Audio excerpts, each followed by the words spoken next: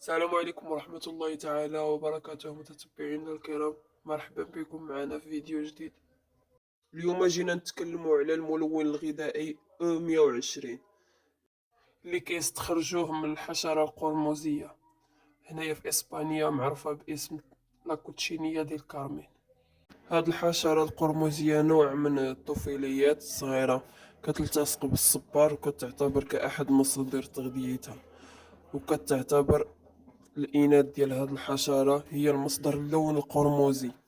كيتم حصادها من الصبار والتجفيف ديالها في الشمس، وكتطحن وكتستخدم هذه الحشرة في صناعة المستحضرات التجميل، وكما أنها تستخدم في صناعة الصبغات الخاصة بالمواد الغذائية بحال مشتقات الحليب ومشروبات الغازية، ويعني بزاف ديال الأنواع ديال المواد الغذائية كيضيفوا له هذا الملون الغذائي هذا، اللي الشركات كتخفي الاسم ديالو وما كتحاول تجنب انه تحط الاسم ديالو، ولذلك كدير غير واحد الكود، وهذاك الكود ها هو كما كتشوفوا معنا الاو 120.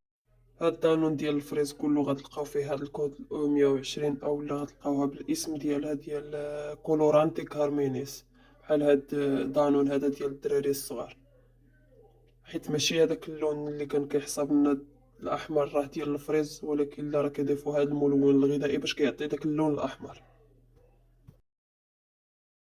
وكاينه في مواد غذائيه اخرى ماشي غير في مشتقات الحليب، والاسم غتلقاو كولورانتي كارمينيس ولا لاكوتشينيا ولا الاو 120. الى عجبكم الفيديو ما تنساوش ديروا لايك وتشتركوا في القناه وتفعلوا زر الجرس باش يوصلكم كل جديد.